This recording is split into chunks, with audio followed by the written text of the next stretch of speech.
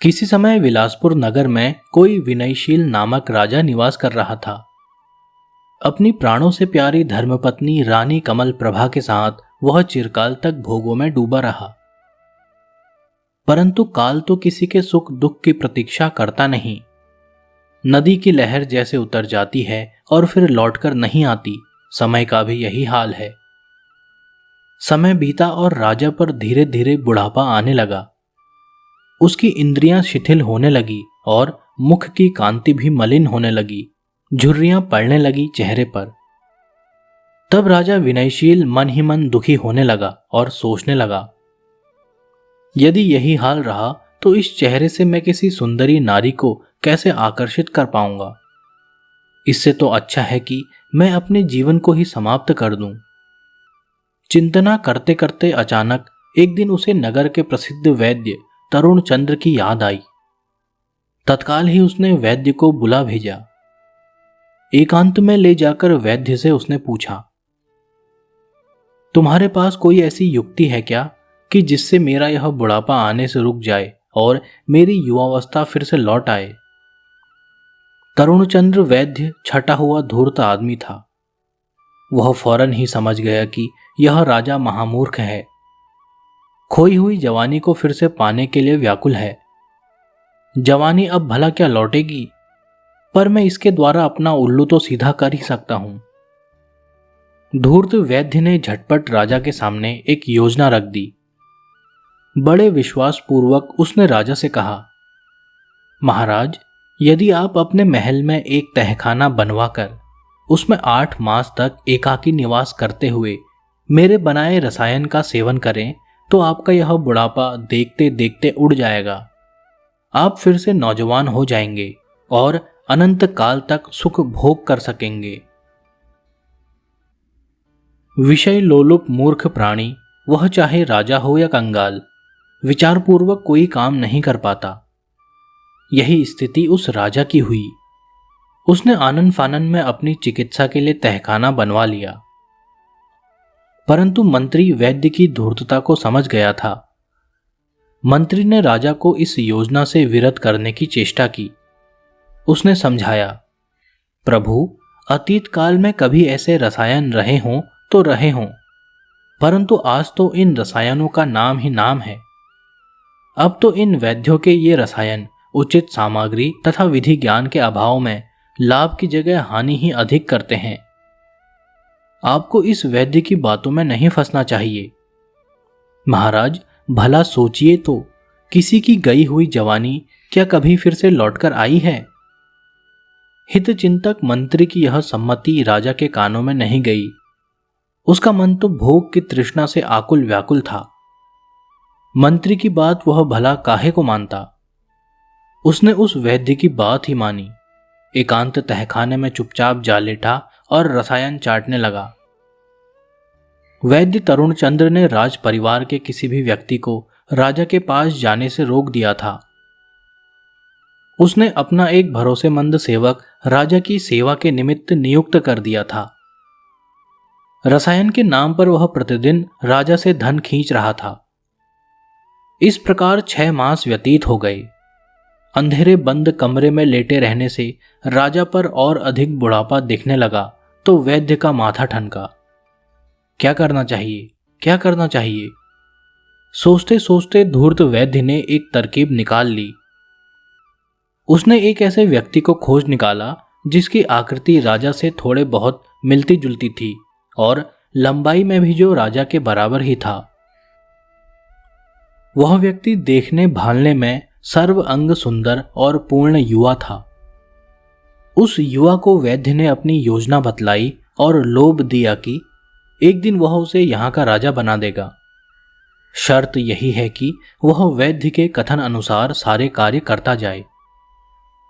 युवा व्यक्ति ने वैद्य की शर्त सिर झुकाकर स्वीकार कर ली। विश्वास दिलाया, जो कुछ बतलाया जाएगा वह बिना रुके करेगा। जहां राजा लेटा रहता था उस तहखाने तक वैद्य ने गुप्त रूप से सुरंग खोद डाली। उसी सुरंग की राह युवा व्यक्ति को साथ लिए तरुण चंद्र वैद्य तहखाने में जा पहुंचा। रसायनों के प्रयोग से आधा मरा हुआ राजा एकाकी सो रहा था। वैद्य ने बड़ी सरलता से राजा की हत्या करवा दी। उसकी लाश को रात ही रात दूर ले जाकर एक अंधे कुएं में फिकवा दिया, फिर उस सुरंग को भी भरवा दिया। एक सामान्य चरित्र का आदमी किसी मूढ़ मति को यदि पा जाए तो अपनी स्वार्थ सिद्धि के लिए वह क्या नहीं कर बैठता। अगले दिन वैद्य ने राज परिवार और पुरवासियों को बुलाकर घोषणा की, सज्जनों और देवियों, आप लोग देखिए, मैंने किस तरह राजा को 6 महीने में ही युवा बना दिया है। बस 2 मास और बीतने दीजिए, तब आप देखेंगे कि महाराज की रूपश्री कैसी मनोरम हो गई है। एकदम नया रूप ही आप देख पाएंगे। आओ भाइयों, आगे आओ, एक बार दूर से ही अपने स्वामी का दर्शन कर लो। अनेक लोग तहखाने के आगे आ खड़े हुए। उन सब ने आधे अंधेरे में दूर से ही देखा, एक हृष्ट पुष्ट व्यक्ति लेटा हुआ है। सभी चकित रह गए। सभी ने वैद्य की प्रशंसा की। अगले 2 महीने वैद्य ने उस नकली राजा की शिक्षा दीक्षा में खर्च किए। वैद्य ने उस युवा व्यक्ति को सारे राज परिवार के एवं अधिकारियों के नाम और पद याद कराए। वे सारे राजा वाले रंग ढंग सिखाए जिससे वह युवा सर्वथा अपरिचित था। 8 मास पूरे होते ही वैद्य तरुण चंद्र ने नकली राजा को तहखाने से बाहर ला खड़ा किया। अतिशय रूपवान, तेजस्वी एवं बलशाली राजा का दर्शन करा के वैद्य बड़ी शान से बोला, मेरे रसायनों का प्रभाव देख लो। ये वही राजा जी हैं जिन पर बुढ़ापा घिर आया था। अब इनकी रूपश्री देखो। एक बार सभी लोग जोर से बोलो, महाराजाधिराज विनयशील देव की जय। उस जय जयकार से राजमहल गूंज उठा। वैद्य की पूरी योजना सफल हो गई। वह युवा व्यक्ति उस राज्य का अधिपति बन बैठा। उसने अपना नया नाम अमरदेव रख लिया। वह बेरोक टोक अंतःपुर में जाने लगा। रानी कमल प्रभा तथा अन्य तरुणियों के साथ उसकी घनिष्ठता हो गई। सारी जनता विश्वास कर रही थी यह वैद्य तरुणचंद्र के रसायनों का ही चमत्कार है जिससे हमारे महाराज फिर से युवा हो गए हैं। नकली से असली राजा बना वह व्यक्ति वस्तुतः बहुत ही विद्या बुद्धि संपन्न था। उसने समस्त राज्य कार्य बड़ी कुशलता से संभाल लिए। अपनी व्यवहार कुशलता से रानी कमल प्रभा का मन जीत लिया, जनता को संतुष्ट कर दिया। भेषज चंद्र और पद्म दर्शन नामक 2 उसके अभिन्न सखा थे। उन दोनों को ही प्रधान अमात्य का पद दे दिया। सब कुछ ठीक ठीक चलने लगा, परंतु नए राजा ने वैद्य तरुण चंद्र का न तो तनिक भी विश्वास किया और न उसे राज्य में कोई उच्च पद ही दिया।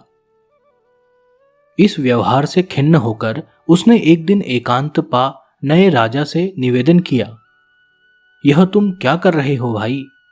मैंने ही तुम्हें राजा बनाया है, अच्छी तरह जानते हो, परंतु तुम्हारा यह हाल है कि अपनी इच्छा से ही सब कुछ करते चले जा रहे हो और मुझे तुमने दूध की मक्खी की तरह निकाल बाहर कर दिया है। अपने अतीत जीवन को शायद तुम भूल गए हो। नए राजा ने हंसकर कहा, मित्र, मैं अपने अतीत को नहीं भूला हूं, वस्तुतः तुम ही मूर्ख हो। कौन आदमी किसको क्या बनाता है और कौन किसको क्या देता है?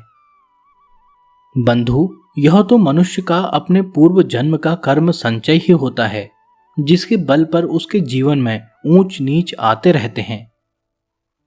तुम अपने मन से इस भ्रम को निकाल ही दो कि तुमने मुझे राजा बनाया है। तुम शायद नहीं जानते कि यह सब कुछ मेरी तपह सिद्धि का परिणाम है। थोड़ी प्रतीक्षा करो, बहुत जल्दी मैं तुम्हें इस तथ्य को प्रत्यक्ष दिखा दूंगा। त्रस्त हुआ वैद्य विचारने लगा, यह आदमी जिसे मैंने अति सामान्य समझा था, किसी धीरमती ज्ञानी की जैसी बातें सुना रहा है।